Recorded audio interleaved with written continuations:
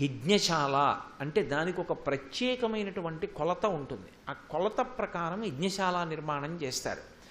అందులో అగ్నిహోత్రాన్ని రగలుస్తారు. అది లౌకిక అగ్ని కాదు, అగ్గిపుల్ల పెట్టి వెలిగించేది కాదు, అరణిని మథనం చేస్తారు. మీరు ఎప్పుడైనా చూసి ఉంటారు, జమ్మి చెట్టులో అగ్నిహోత్రం ఉంటుంది, అగ్నిగర్భ అని పేరు. అందుకే జమ్మి చెట్టుకి. జమ్మి చెట్టు స్త్రీలింగంలో చెప్తారు.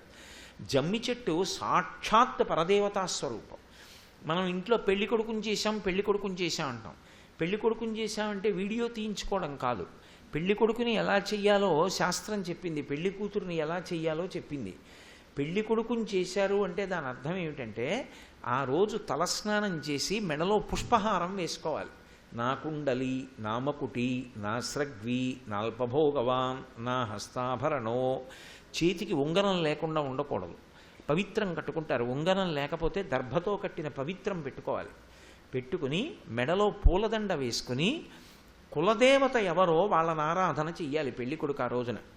వెంకటేశ్వర స్వామి వారి కళ్యాణం అవుతుంటే వశిష్ఠ మహర్షి అడిగారు, శ్రీ వెంకటేశ్వర, నువ్వే సాక్షాత్తు నారాయణుడివి, ఈ భూమి మీదకి వచ్చావు, నీకు ఎవరు కులదేవత? నిన్ను పెళ్లి కొడుకుని చేస్తున్నావు, ఎవరిని ఆరాధన చేస్తావని అడిగారు. ఆయన అన్నారు, నాకు జమ్మి చెట్టు కులదేవత, నేను జమ్మి చెట్టును ఆరాధన చేస్తానన్నారు. అంటే అప్పుడు ఆదివరాహస్వామి గుడికి తీసుకొచ్చి జమ్మి చెట్టు పెట్టి ఆ జమ్మి చెట్టును ఆరాధన చేసి పెళ్లికి తరలి వెళ్ళాడు. మొట్టమొదట పెండ్లి కుమారుడు కులదేవతని ఆరాధన చెయ్యాలి. ఆ కులదేవతారాధనం చేసేటటువంటి క్రతువుకి పెండ్లి కుమారుని చేయుట అంటారు. అది మంగళ స్నానంతో ప్రారంభమవుతుంది. ఆ మంగళ స్నానం చేసినప్పుడు పరమశివుని యొక్క కళ ప్రవేశిస్తుంది పెళ్లి కొడుకులోకి. అలాగే పెండ్లి కూతుర్ని చేసే ముందు చేయించిన మంగళ స్నానం చేత పార్వతీదేవి యొక్క కళ ప్రవేశిస్తుంది. దాన్ని భ్రంశం చేయడానికి ఉగ్రభూతాలు చూస్తూ ఉంటాయని.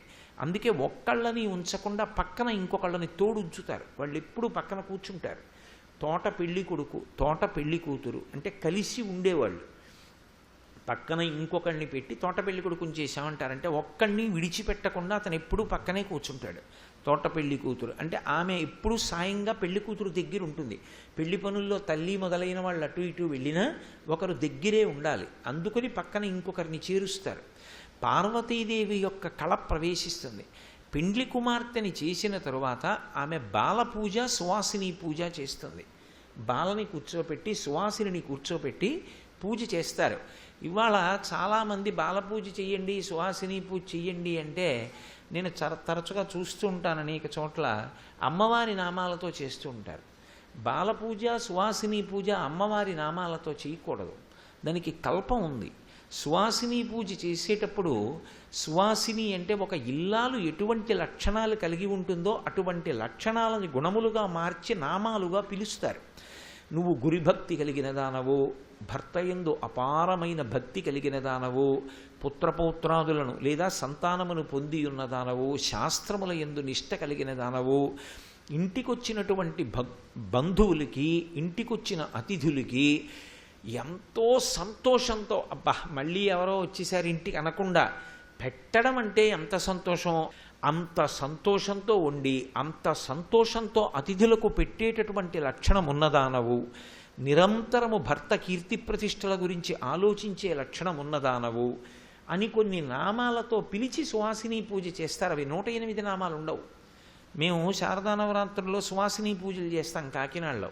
సువాసిని నామాలతోటే పూజ చేస్తాం. అలాగే బాలకి ఇంకా తక్కువ ఉంటాయి నామాలు. ఆ బాల పూజ చేసినప్పుడు ఊయల ఊపాలి. పిల్ల రంజకత్వాన్ని, సంతోషాన్ని పొందుతుంది. ఆ సంతోషంలో మీకు బాల కళ కనపడుతుంది. అసలు అమ్మవారు ప్రీతి చెందింది అని గుర్తేమిటో తెలుసా? బాల రూపంలో వస్తుంది. మేము అంటే ఇది నేను గొప్పకి చెప్పట్లేదు. కాకినాడలో 500 మంది బాలలకి పూజ చేయనివ్వండి, ఎన్ని సంబారాలు తెచ్చినా ఎవరో ఒక బాల వచ్చినా ఒక పూజ చేస్తావా చేయవా అని కూర్చుంటుంది. అనుకున్న దానికన్నా ఎప్పుడూ ఓ ఉయ్యాల ఎక్కువ పెట్టవలసిందే, తప్పదు. బాల ప్రీతి చెందితే వస్తుంది. అమ్మవారు ప్రీతి చెందకపోతే బాల రాదు. బాలా పూజ అంత గొప్ప పూజ. పెండ్లి కుమార్తె సువాసిని బాలని పూజ చేస్తుంది. అందుకే రుక్మిణీదేవి కూడా పార్వతీదేవి దేవాలయానికి వెళ్ళి నమ్మితి నామనంబున సనాతనులైన ఉమామహేషులన్ మిమ్ము పురాణ దంపతుల మేలు భజింతు కదమ్మ, మేటి పెద్దమ్మ దయాంబురాశివి కదమ్మ, హరింపతిచేయుమమ్మ, నిన్ను నమ్మిన వారికెన్నటికి నాశము లేదు కదమ్మ ఈశ్వరీ అని పిలుస్తుంది. చక్కగా సువాసినిల్ని పిలిచి చెరుకు కర్రలు, మంగళసూత్రాలు, ఉప్పుతో చేసినటువంటి అప్పాలు, కొన్ని సువాసిని ద్రవ్యములు అని లలితా సహస్రనామ స్తోత్రానికి భాస్కరరాయల వారు చేసినటువంటి వ్యాఖ్యానంలో ఒక జాబితా ఇచ్చారు మనకి. అందులో అనుములు, కొత్త తాటాకుతో చేసినటువంటి తాటంకములు, పెరుగు, ఆవు పాలతో చేసినటువంటి పెరుగు, ఇటువంటివి కొన్ని ద్రవ్యములన్నీ తీసుకొచ్చి సువాసినులకు ప్రదానం చేస్తారు. అవన్నీ ప్రదానం చేసుకుంటుంది పెళ్లి కూతురు. అవన్నీ చేసేటటువంటి రోజు కాబట్టి పెండ్లి కుమార్తెను చేయుట అంటారు. అంతేగాని పెండ్లి కుమార్తెను చేయుట అంటే ఇప్పుడు గోరింటాకు ఒకటి చేతికి పెట్టుకోవడము అని మాత్రమే అనుకోకూడదు. గోరింటాకు పెట్టుకోవడం తప్పని నేను అంటలేదు, కానీ అదొక్కటి మాత్రం కాదు. నిజానికి పెండ్లి కుమార్తెని చేయడం ఒక అద్భుతమైనటువంటి ప్రక్రియ. కాబట్టి అగ్ని ఆరాధనము, అసలు అగ్నిని ఆరాధన చేసేటప్పుడు శమీవృక్షపు కొమ్మ తెస్తారు. ఎక్కడ బయలుదేరాను? అరణిమంధనం చెప్తున్నాను మీకు. అరణిని అంటే లౌకికాగ్ని, అగ్గిపుల్ల వెలిగించి అగ్నిహోత్రాన్ని రగల్సరు యజ్ఞంలో. అరణి అని దాన్ని తీసుకొస్తారు. జమ్మికర్ర స్త్రీ స్వరూపం అమ్మవారు, రావి చెట్టు అయితే పురుషస్వరూపం. మూలతో బ్రహ్మరూపాయ మధ్యత విష్ణురూపిణే అగ్రత శివరూపాయ వృక్షరాజాయితే నమః. అశ్వత్థమని దాన్నైతే పురుషస్వరూపంగా చెప్తారు. జమ్మి చెట్టు ఎక్కడ చెప్పినా సరే స్త్రీ స్వరూపం, సాక్షాత్ పరదేవత. అందుకే జమ్మి చెట్టు కింద కూర్చొని అమ్మవారి నామాలు పారాయణం చేసిన, జమ్మి చెట్టుకి ప్రదక్షిణం చేసిన, జమ్మి చెట్టుకి నమస్కారం చేసిన పరదేవతానుగ్రహం కలుగుతుంది. అంత గొప్పది జమ్మి చెట్టు. నిష్కారణంగా దాన్ని ముట్టుకోవడం, దాని ఆకులు పీకడం, ఇటువంటి పనులు చేయకూడదు. కామకోటి పీఠాధిపత్యం వహించిన మహాపురుషులు చంద్రశేఖరేంద్ర సరస్వతి మహాస్వామి వారు తాను ఎంతో ప్రీతి చెందితే ఒక్కొక్క దేవాలయంలో జమ్మి చెట్టుని నాటి వెళ్ళేవారు. జమ్మి చెట్టు ఉన్నది అంటే పరదేవతా స్వరూపమే అక్కడ తిరుగాడుతున్నట్టు. అంత గొప్ప చెట్టు అది. ఆ జమ్మి కొమ్మలు తెచ్చి ఒకదాని మీద ఒకటి పెట్టి రాపాడిస్తారు. రాపాడిస్తే అందులోంచి అగ్ని పుడుతుంది. ఆ పుట్టిన అగ్నిని తీసుకెళ్ళి ప్రతిష్ఠ చేస్తారు. ఆ అగ్నే రగులుతుంది. ఆ రగిలినప్పుడు అందులోకి స్వాహాకారంతో దేవతల్ని పిలుస్తారు. పిలిచినప్పుడు యజ్ఞం జరుగుతోంది అంటే దేవతలందరూ వచ్చి కూర్చుంటారు. అందుకే యజ్ఞశాలలోకి ఆ శ్రద్ధ, ఆ నియమం పాటిస్తున్న వాళ్ళు మాత్రమే వెడతారు. దేవతలకు ఉండే లక్షణం ఏమిటంటే వాళ్ళ పట్ల మీరు కించిత్ గౌరవాన్ని ప్రకటించారనుకోండి, వాళ్ళు మీ మనసులో ఉన్నటువంటి అవసరాన్ని గుర్తిస్తారు.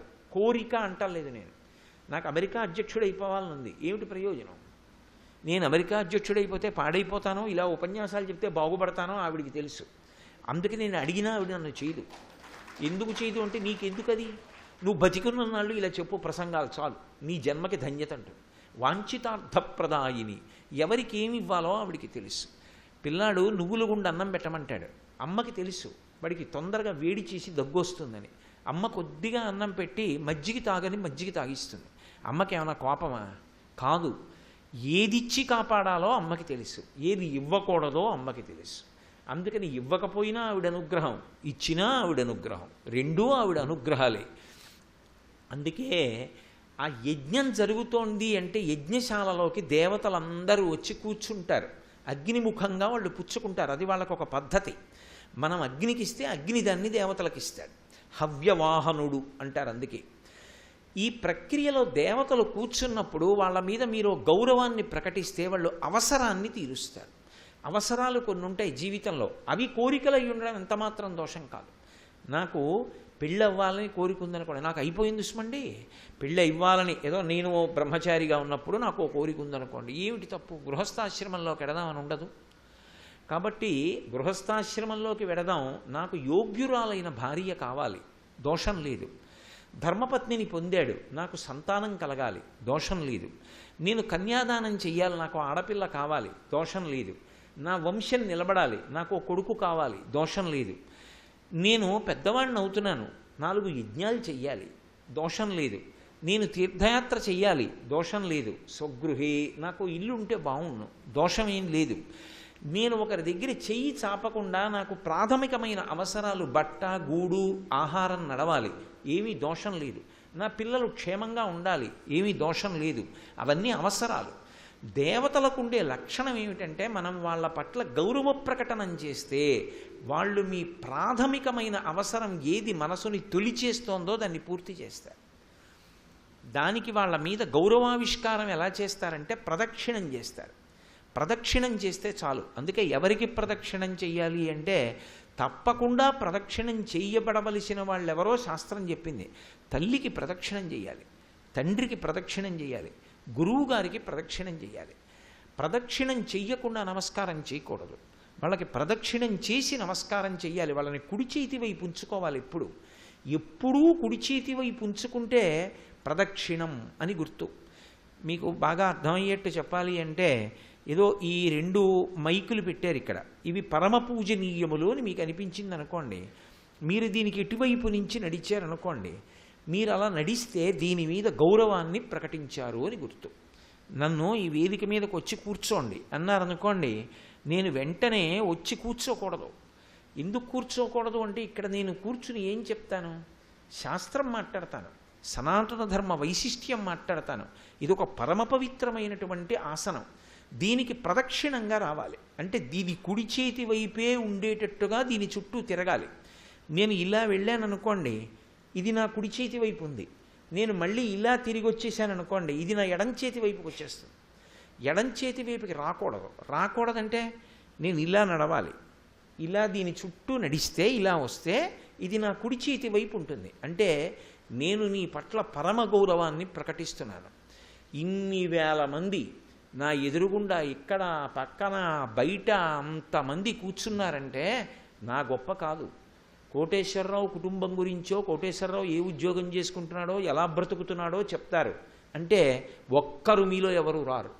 ఎందుకు వచ్చారు అంటే నేను సనాతన ధర్మం గురించి చెప్తున్నాను అని మీరు వచ్చారు. అది చెప్పడానికి నాకు ఈ కుర్చీ వేశారు. నేను ఇందులో కూర్చున్నప్పుడు శాస్త్రము మాత్రమే మాట్లాడదనుగాక. ఈ కుర్చీలో కూర్చుని నేను మాట్లాడేది వినడానికి వచ్చారు ఇన్ని వేల మంది. ఒక్క పొల్లు మాట నా నోటి వెంట రాకుండుగాక అన్న పరిశుద్ధి మనసులో ఆవిష్కరింపబడడానికి ప్రదక్షిణం చేస్తారు. అంటే దీన్ని కుడి చేతి వైపుకే ఉంచుకుని చుట్టూ తిరిగి వచ్చి కూర్చుంటారు. ప్రదక్షిణం ఒక్కటి చేశారనుకోండి, మీరు ఎంత పూజ చేశారు అన్నదానితో సంబంధం ఉండదు. మీరు ప్రదక్షిణం చెయ్యలేదనుకోండి, మీరు ఎంత పూజ చేశారన్నది కాదు, మీరు గౌరవావిష్కారం చేయడంలో పొరపాటు పడ్డారు అని గుర్తు. అందుకే గురువుగారు కనపడితే ప్రదక్షిణం చేస్తారు. మీరు మహాభారతం జరిగితే అసలు అర్జునుడైతే ద్రోణాచార్యుల వారు ఎప్పుడూ నా ఎడం పక్కన ఉండడానికి వీల్లేదు, రథాన్ని అలా నడపమని చెప్తాడు ఉత్తర కుమారుడికి. గురువుగారు ఎడం పక్కకి రాకూడదు, గురువుగారు కుడి పక్కకు ఉండాలి. ప్రదక్షిణం ఎప్పుడూ కుడివైపు ఉంచుకుంటే దక్షిణం అంటే కుడి, ప్రదక్షిణం ఎప్పుడూ కుడివైపు. ఇలా వెడితే కుడివైపు ఉంటుంది, ఇలా వస్తే ఎడం వైపు ఉంటుంది. అందుకని ఇటు రాను, చుట్టూ తిరుగుతాను. చుట్టూ తిరిగితే ఇది నా కుడివైపే ఉంటుంది. దేని మీద నేను పరమ గౌరవం ప్రకటిస్తానో దానికి చుట్టూ తిరుగుతాం, కుడి చేతి వైపు ఉంచుకొని. అప్రదక్షిణంగా తిరిగాననుకోండి, ఇలా తిరిగాననుకోండి, ఎడం వైపుకి వస్తుంది. అప్పుడు నిరసన తెలియజేసినట్టు. ప్రదక్షిణం చేశాననుకోండి, గౌరవావిష్కారం చేసినట్టు. యజ్ఞశాలకి ప్రదక్షిణం చేశారనుకోండి, దేవతలందరికీ మీరు ప్రదక్షిణం చేసినట్టు. అప్పుడు దేవతలు ఏం చేస్తారంటే కోరిక తీరుస్తారు. ఎందుకంటే అది వాళ్ళకి నియమం. దేవతలకి ధర్మం ఉంటుంది. ఏమిటి ఆ ధర్మం అంటే ఎవరు తమ పట్ల గౌరవాన్ని ప్రకటనం చేశారో వాళ్ళ మనస్సులో ఏ ప్రాథమికమైన అవసరం ఉందో అది తీర్చేస్తారు అని. నేను తరచుగా చెప్తూ ఉంటా, భారతంలో కుంతిదేవి సూర్యభగవానుణ్ణి పిలిచింది దుర్వాసో మహర్షి ఇచ్చినటువంటి వరం చేత. ఆయన వచ్చాడు, ఎందుకు పిలిచావు అని అడిగాడు. నువ్వు శ్రద్ధతో పిలిచావు, గురువుని సేవించావు, మంత్రం పొందావు, మంత్రంతో నన్ను పిలిచావు, పిలిచినప్పుడు నేను ఎంత అందంగా ఉన్నానో నాలాంటి కొడుకుంటేనా అన్న భావన ఉంది నీకు, ఎందుకు పిలిచావు అన్నాడు. అబ్బే నాకేం పని లేదు, ఆ మంత్రం ఎలా ఉంటుందో చూద్దామని పిలిచాను, వెళ్ళిరమ్మంది. అలా వెళ్ళను. దేవతలకి నియమం ఉంది, నీ మనసులో ఏ భావనతో పిలిచావో ఆ భావన పూర్తి చెయ్యాలి. నీకు కొడుకునిచ్చి వెళ్ళిపోతున్నానని వెళ్ళిపోయాడు. అది దేవతాధర్మం. యజ్ఞం జరుగుతుంటే యజ్ఞశాలకి బయట ప్రదక్షిణం చేస్తారు, అది ప్రధానం. అందరం లోపలికి వెళ్ళక్కర్లేదు, బయట ప్రదక్షిణం చేస్తే చాలు. ఆ అగ్నిహోత్రాన్ని వ్రేల్చి ఆ జ్వాల పైకి వస్తుంటే అందులోకి హవ్యం వేస్తారు. హవ్యము అంటే ఇందాక నేను చెప్పినటువంటి అన్నం, అది వేస్తారు. అలాగే నేతిని స్వాహాకారం చెప్పినప్పుడల్లా నెయ్యి వేస్తారు. ఒక్కొక్కచో మీరు ఏ దేవతని ఆరాధన చేస్తున్నారో తత్సంబంధమైన పదార్థాన్ని కూడా వేస్తారు. నవగ్రహాలకు చేస్తున్నారనుకోండి, ఒక్కొక్క గ్రహానికి ఏది వెయ్యాలో ఆ పదార్థం కూడా వేస్తూ ఉంటారు. చండీ హోమం లాంటి హోమం చేస్తున్నారనుకోండి, మాదీఫలం, ఆ తర్వాత అరటిపళ్ళు, ఇలాంటి పచ్చివి, యాపిల్ పళ్ళు, దానిమ్మ పళ్ళు, ఇటువంటి పళ్ళు వేసేస్తారు. విచిత్రం ఏమిటంటే అమ్మవారు మహాప్రీతి పొందిందని గుర్తేమిటంటే జ్వాల తీసేసుకుంటుంది పచ్చి పదార్థాలని. ఒక్కసారి కూడా అగ్ని నిధనం అవ్వదు. యజ్ఞం జరుగుతున్నప్పుడు ఎవరో మహాపురుషులు లోపలికి వస్తున్నారు అని గుర్తుపట్టేయచ్చు. ఎలా గుర్తుపడతారంటే, యజ్ఞం జరుగుతుంటే చుట్టూ కూర్చుని ఉంటారు. కూర్చుని మంత్రం చెప్పి అగ్నిహోత్రంలోకి వేస్తూ ఉంటారు. అకస్మాత్తుగా అగ్నిహోత్రపు శిఖలు పైకి లేచి ప్రదక్షిణంగా తిరుగుతాయి హోమశాలలో. అలా తిరిగాయి అంటే ఎవరో ఒక మహానుభావుడు లోపలికొచ్చాడు అని గుర్తు. అందుకే భాగవతంలో వామనమూర్తి ఘట్టం చెప్పినప్పుడు బలిచక్రవర్తి యజ్ఞం చేస్తున్నాడు. యజ్ఞం చేస్తుండగా అకస్మాత్తుగా ఆ అగ్నిహోత్రపు జ్వాలలు పైకి లేచి ప్రదక్షిణంగా తిరిగాయి. బలిచక్రవర్తి గుర్తుపట్టాడు ఎవరో మహానుభావుడు వచ్చాడని. ఈలోగా ఒక వటువు కొత్తగా యజ్ఞోపవీతం వేసుకుని ఆ ఉపనయనమైనటువంటి పిల్లవాడు శ్రీ మహావిష్ణువే వామనమూర్తిగా సభలోకి వచ్చారు. అందుకే ఆయనతో మాట్లాడడం మొదలు పెట్టగానే బలిచక్రవర్తి ఒక మాట అంటాడు, నువ్వు మహానుభావుడవని నేను గుర్తుపట్టాను. ఎలా గుర్తుపట్టానో తెలుసా? ఆయన చెప్తాడు, వడువా ఎవ్వరివాడ వెవ్వడవు సంవాసస్థలం వెయ్యది ఎడకున్ నీ వరుదించుటన్ సఫలమయ్యన్ వంశమున్ జన్మమున్ కడు ధన్యాత్ముడనైతి ఈ మఖము యోగ్యంబయ్యే సుహృతంబులయ్య శిఖులున్ కళ్యాణమి కాలమున్ అంటాడు. సుహృతంబులయ్య శిఖులున్, ఆ అగ్ని జ్వాలలు పైపైకి లేచాయి. కాబట్టి నువ్వు మహాత్ముడవని నేను తెలుసుకున్నాను.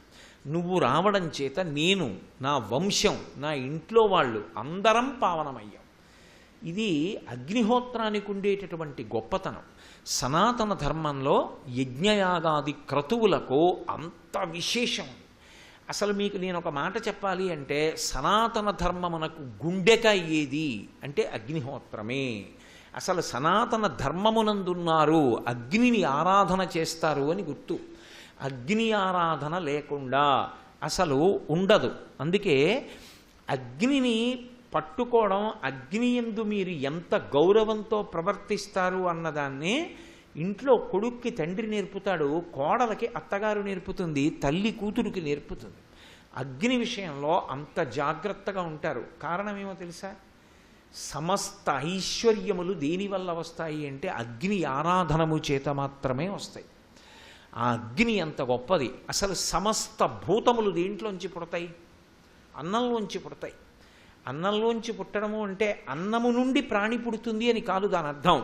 అన్నాన్ని తిన్నప్పుడు అన్నము యొక్క సారము పురుషుని యందు వీర్యంగా మారుతుంది, స్త్రీ యందు శోణితంగా మారుతుంది. ఈ శుక్రశోణితముల యొక్క కలయిక చేత పిండం ఆవిర్భవిస్తోంది అని భాగవతంలో కపిలగీత. అయినప్పుడు అన్నము తినకపోతే వీర్య సమృద్ధి ఉండదు. వీర్య సమృద్ధి లేనినాడు సంతానం ఏర్పడదు. సమస్త ప్రాణులు దేంట్లోంచి వస్తున్నాయంటే తిన్న అన్నము నుండి పుడుతున్నాయి. అందుకే అన్నము సృష్టికర్త. అన్నము తినడం చేత బలం ఉండి మనిషి నిలబడతాడు. అందుకే అన్నము స్థితికర్త, అన్నము లయకర్త. అన్నం చంపేస్తుంది మనిషిని. అందుకే అన్న సూక్తం అని ఒక సూక్తం ఉంది, మీరు వినుంటారు. ఆ అన్న సూక్తం చెప్పేటప్పుడు ఒక మాట అంటారు, అహమన్నమన్నాదో అంటారు. అన్నము అంటే మన చేత తినబడునది, మనని తినునది అని రెండు అర్థాలు. కొంతకాలం మనం తిని పెరుగుతాం.